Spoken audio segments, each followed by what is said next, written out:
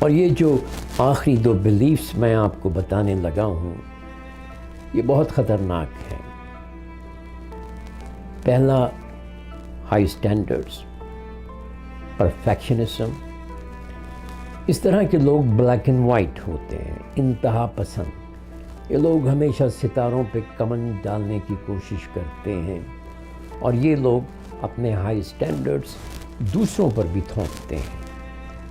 چونکہ ان لوگوں کی امیدیں اتنی ناممکن ہوتی ہیں، وہ کبھی بھی خوش نہیں ہوتے۔ اور دوسرا جو عقیدہ ہے، اس کے گناہ کبیرہ ہونے پر تمام مذاہب، تمام روحانی روایات اور ماڈرن سائیکالوجی کے تمام سلسلے متفق ہیں، اور وہ ہے تکبر، گھمنڈ، گرینڈیوسٹی۔